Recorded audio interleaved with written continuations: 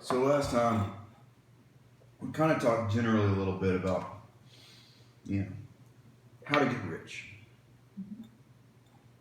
but we didn't really go into too many specifics on attitude or motivation or any of that kind of stuff. So this time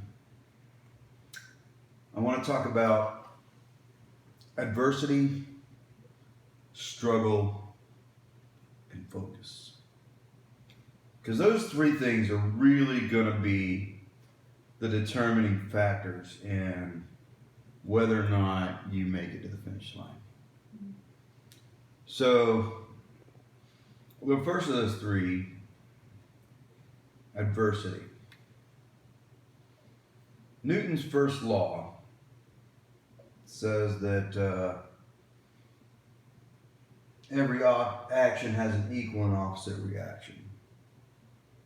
Is that the first law? I don't know.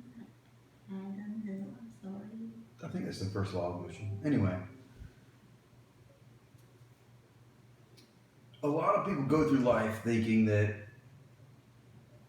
everything set against them is an enemy.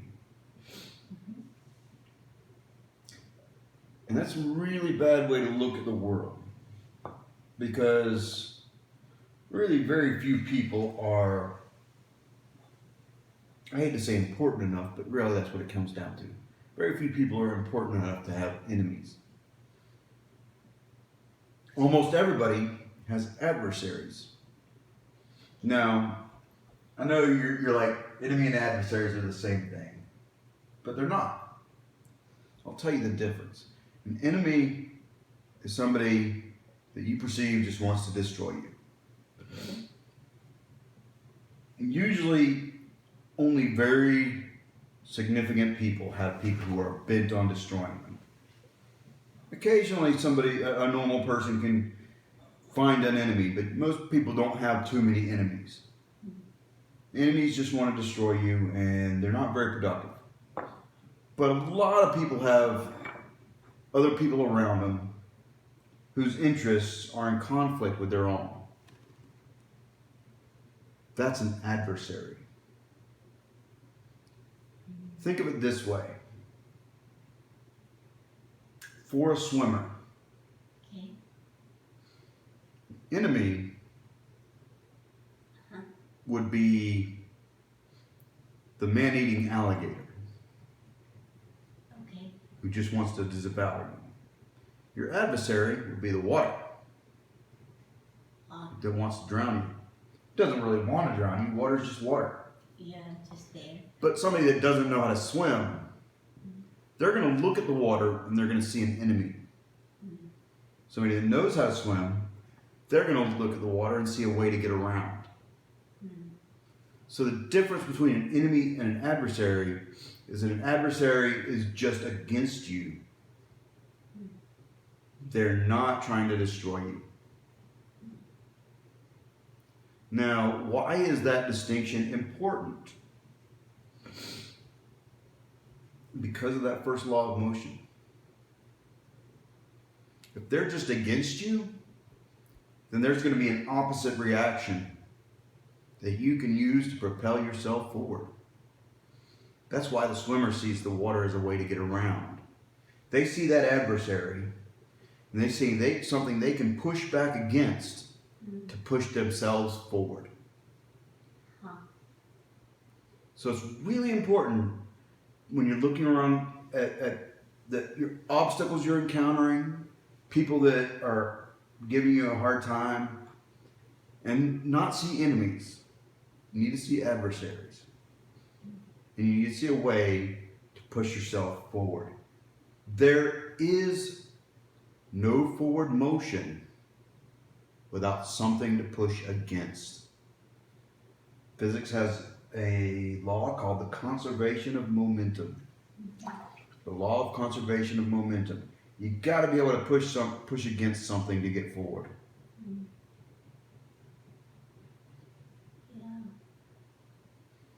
So Yeah, there's no forward motion without resistance, without adversaries. It's impossible to grow without a challenge.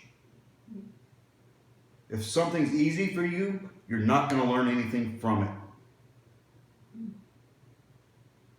But if there's an adversary, if you have to work to get past it, if you have to learn how to push against it, that's an opportunity to grow. That's why people say pressure is a privilege. It's an opportunity.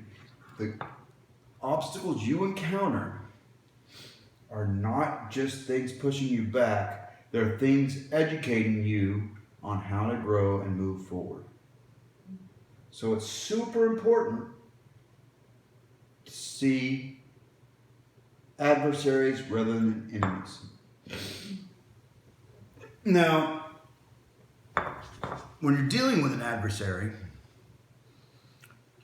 there's two ways to handle it. You can struggle with your adversary, and you can struggle aimlessly, or you can struggle with purpose. Now, struggling aimlessly is what I like to refer to as drowning. If you're in the water struggling aimlessly, you're not swimming, you are drowning. It doesn't go anywhere. Right.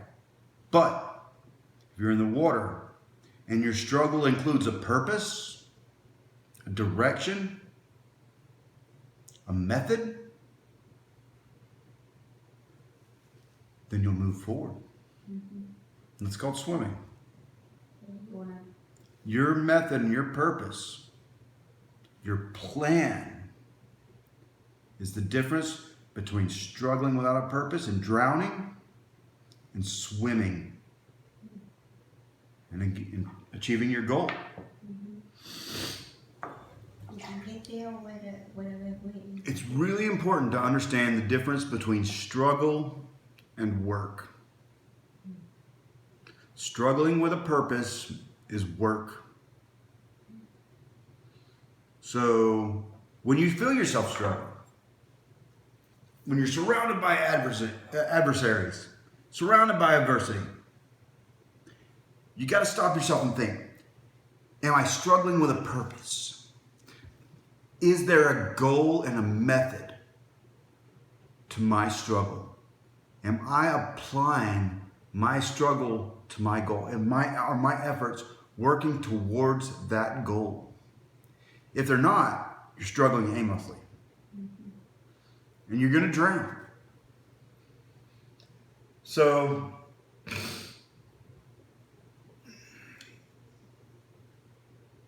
you've decided you're going to struggle with a purpose. You're going to work towards a goal. You're going to get to the edge. And you're going to save yourself. Along the way are going to come decision points. And you have to decide at each decision point whether to maintain your goal.